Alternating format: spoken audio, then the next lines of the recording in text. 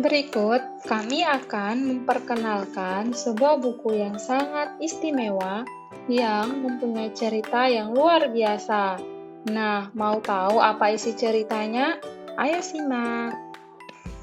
Warna pertama kami perkenalkan warna kuning emas yang melambangkan sorga sebagai tempat tinggal Allah. Nah, siapa Allah? Kamu tahu atau tidak? Allah adalah Sang Pencipta langit dan bumi. Firman Tuhan berkata, pada mulanya Allah menciptakan langit dan bumi. Itu bisa dilihat dalam Kejadian 1 ayat 1. Allah mempunyai sifat kudus. Kudus artinya sempurna, tidak ada kekurangan dan dosa. Allah sangat mengasihi kamu dan saya, karena begitu besar kasih Allah akan dunia ini. Yohanes 3 ayat 16. Oleh karena itu, Allah menyediakan sorga untuk semua orang, juga untuk kamu dan saya. Tetapi ternyata semua orang tidak bisa masuk sorga. Dan dalam hal ini termasuk kamu dan saya juga. Oleh karena itu, mari kita lihat penyebabnya. Untuk mendapatkan gambaran itu, mari kita melihat warna hitam. Hitam itu merupakan atau menggambarkan hati manusia yang gelap karena dosa. Kamu tahu apa itu dosa? Dosa adalah tidak percaya kepada Allah, dapat terlihat dari apa yang kita pikirkan, apa yang kita ucapkan, dan apa yang kita lakukan yang melanggar perintah Allah. Apakah kamu dapat menyebutkan contoh-contoh dosa? Seperti contoh dosa di dalam pikiran ataupun ucapan dan perbuatan. Firman Tuhan mengatakan, semua manusia telah berbuat dosa di dalam Roma 3 ayat 23a, dan sebab upah dosa adalah maut, Roma 6 ayat 23. Setiap orang yang telah berbuat dosa harus mati selamanya. Itu berarti masuk neraka. Tetapi Allah sangat mengasihi semua manusia yang diciptakannya, termasuk kamu dan saya. Ia tidak membiarkan kita masuk neraka, bahkan menyediakan satu jalan keluar. Apakah jalan keluar itu? Ya, betul sekali. Darah Yesus menyucikan dosa manusia.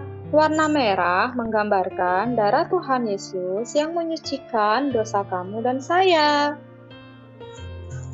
Tahukah kamu siapa Yesus? Yesus adalah firman Allah yang menjadi manusia. Dia disebut anak Allah yang hidup. Dia sempurna dan tidak pernah berbuat dosa.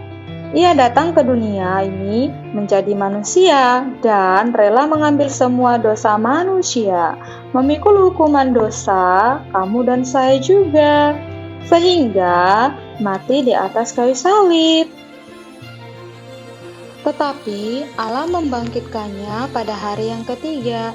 Lalu Yesus kembali ke sorga dan sekarang ada di sorga bersama Allah Bapa.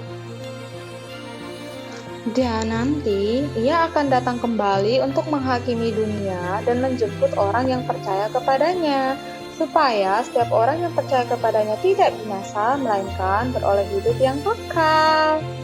Yohanes 3 ayat 16b. Nah, warna putih merupakan gambaran dari hati yang telah disucikan. Jadi, hanya orang yang mempunyai hati yang suci dan bersih saja bisa masuk ke dalam sorga. Apakah kamu mau hatimu menjadi suci dan bersih?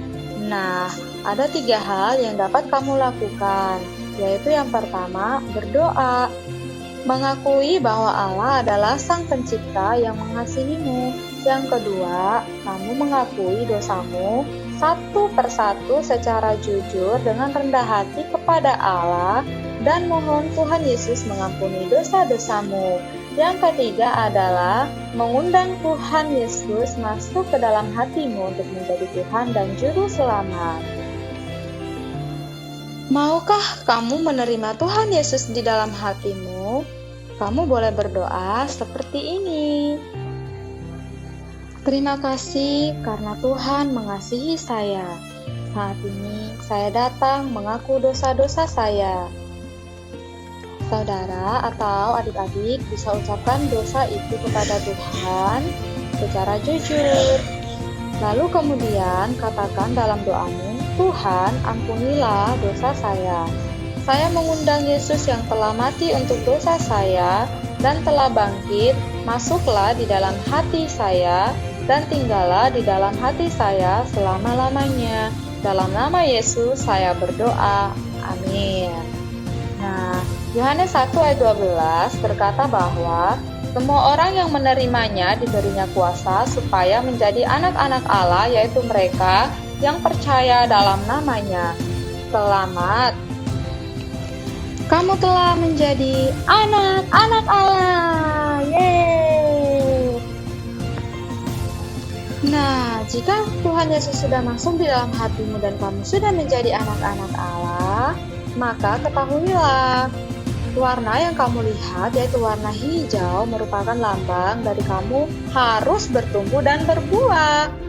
Nah, dalam hal ini artinya kamu sedang menggambarkan bahwa kamu adalah anak-anak Allah yang bertumbuh dan berbuah sama seperti contoh pohon yang berbuah. Pernahkah adik-adik mengetahui atau melihat pohon yang buahnya lebat? Nah, seperti itulah adik-adik, jika pernah melihat entah itu pohon mangga atau pohon kelengkeng atau pohon apapun, itu merupakan gambaran bagaimana adik-adik bertumbuh di dalam Tuhan. Nah, bukan hanya bertumbuh ya adik-adik, tetapi juga berbuah.